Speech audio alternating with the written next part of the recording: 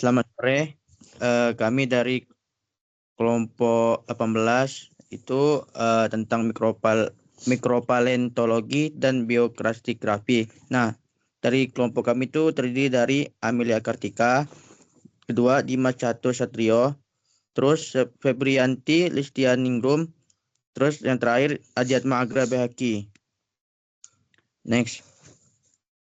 Oke, kita akan masuk latar belakang. Nah, latar belakang ini mikropaleontologi ini adalah cabang paleontologi yang mempelajari mikrofosil, terutama foraminifera yang berguna dalam analisis stratigrafi, korelasi lapisan, dan interpretasi lingkungan pengendapan. Foraminifera yang termasuk Protozoa memiliki ukuran mikroskopis dan hidup di lingkungan laut secara kambrium. Penentuan umur batuan dapat dilakukan dengan dua pendekatan, umur relatif yang didasarkan pada posisi stratigrafi dan fosil indeks, serta umur absolut yang menggunakan metode radiometrik untuk menentukan usia pasti dalam satuan waktu. Kedua, yang penting dalam rekonstruksi secara sejarah geologi. Formasi Jatiluhur di Jonggol, Jawa Barat diketahui berumur Miosen tengah dan tersingkap jelas di sepanjang sungai Cipamingkis. Dalam praktikum mikropaleontologi, mahasiswa melakukan pengamatan langsung mengambil sampel dan analisis foraminifera untuk menyusun data biostratigrafi yang lebih akurat serta mendukung pemahaman geologi lokal dan regional. Next. Selanjutnya masuk ke tujuan. Tujuan pertama itu mendeskripsikan kondisi geologi dan urutan stratigrafi singkapan formasi Jatiluhur di sepanjang aliran sungai Cipamingkis berdasarkan hasil pengamatan langsung di lapangan. 2. Menyajikan hasil identifikasi dan klasifikasi mikrofosil foraminifera yang ditemukan pada setiap interval sampel batuan baik bentik maupun plantonik, termasuk foraminifera besar. Ketiga, menganalisis asosiasi foraminifera plantonik sebagai dasar penentuan umur relatif dan korelasi stratigrafi pada formasi Jatiluhur. Keempat, menginterpretasikan lingkungan pengendapan berdasarkan sebaran dan jenis mikrofosil yang ditemukan. Kelima, menyusun data biostratigrafi sebagai acuan awal untuk pengembangan studi lebih lanjut terhadap potensi geologi formasi Jatiluhur secara regional. Next. Oke, ini akan dilanjutkan oleh teman saya.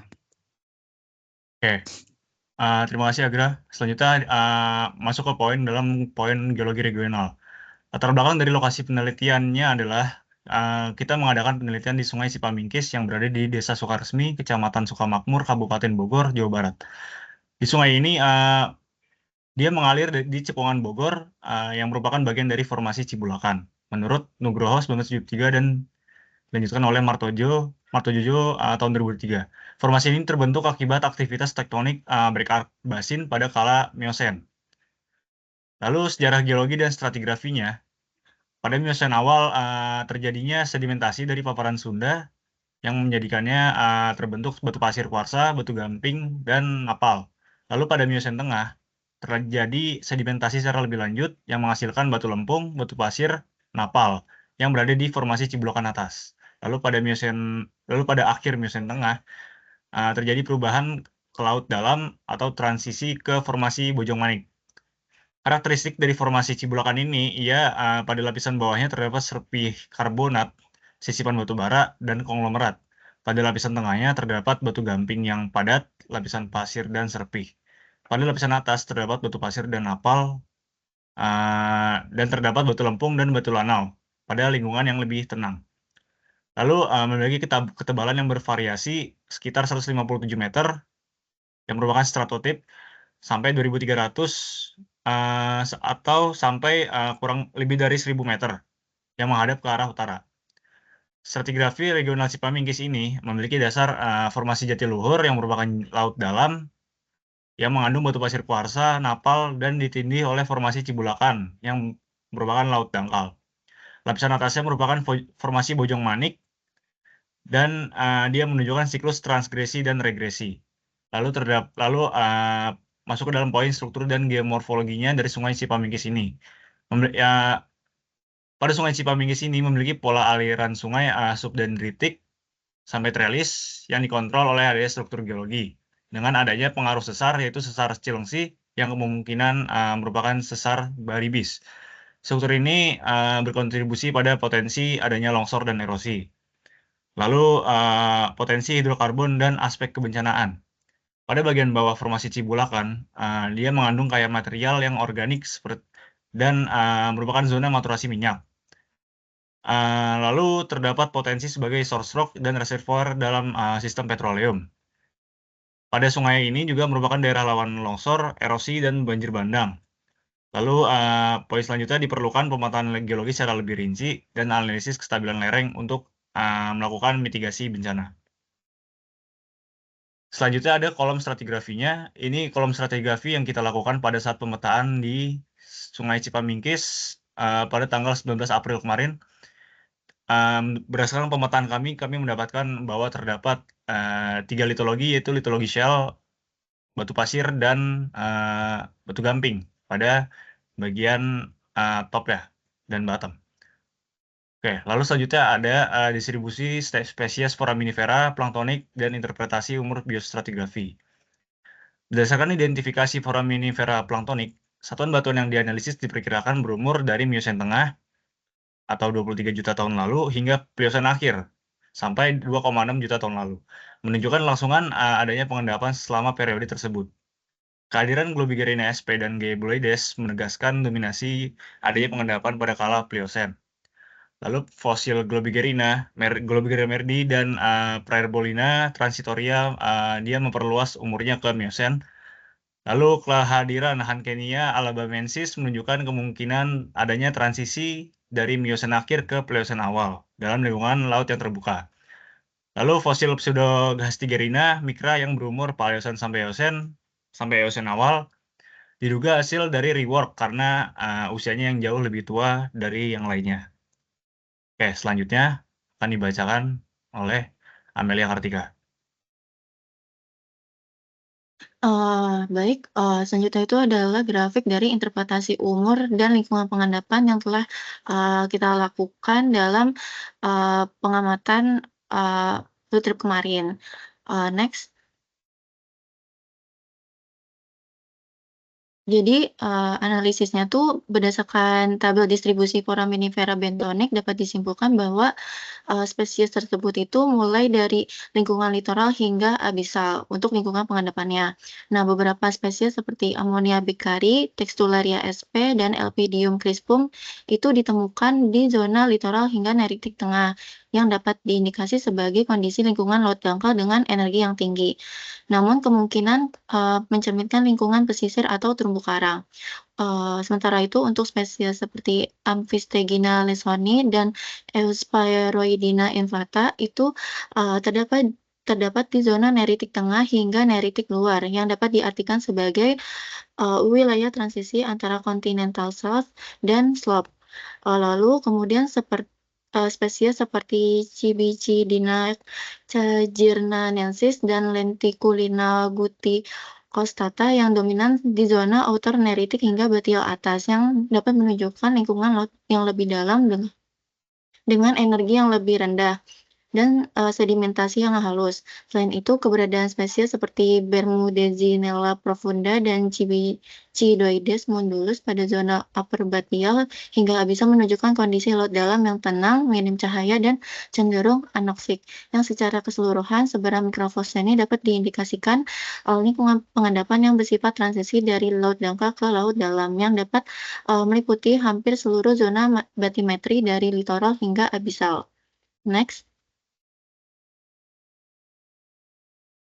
Untuk sejarah pengendapan, lapisan tertua itu ditemukan pada lingkungan abisal hingga upper batial, yang dicirikan dengan foraminifera seperti Bermudezinella profunda, Cibicidoides mundulus, dan Nautalides umbonifera.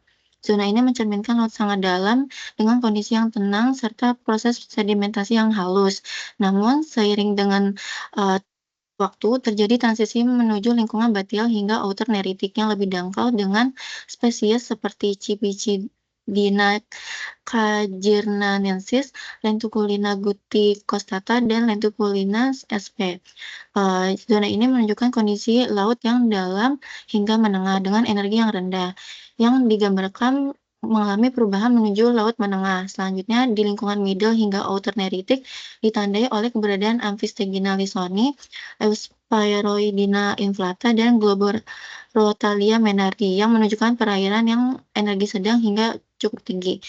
Akhirnya di lapisan termuda itu berada di lingkungan litoral hingga inner neritik yang ditandai adanya Foraminifera, Ammonia beccarii, Textularia sp, dan Elphidium crispum.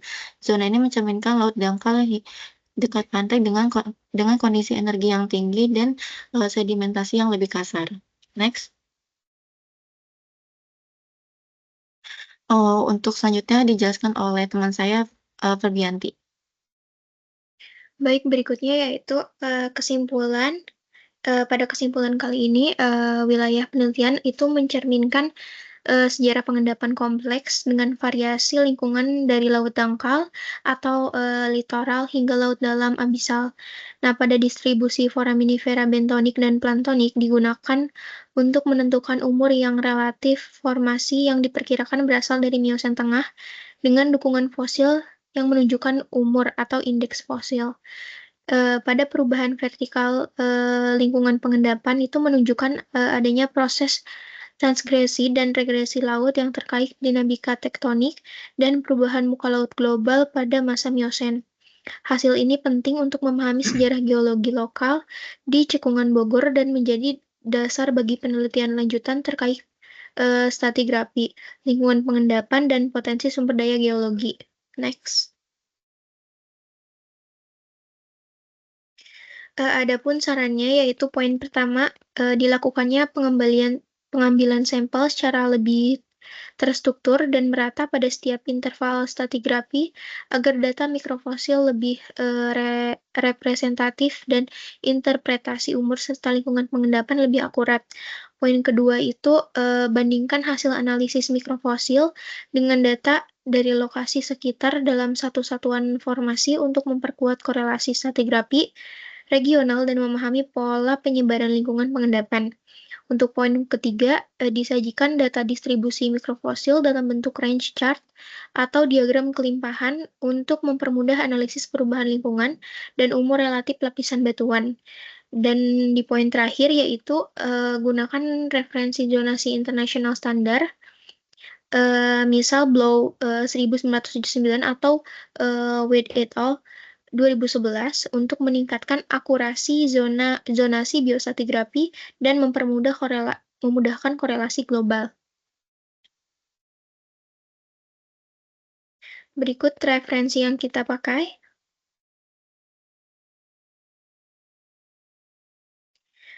Mungkin cukup sekian presentasi dari kelompok kami. Mohon maaf bila ada kesalahan. Terima kasih. Selamat sore.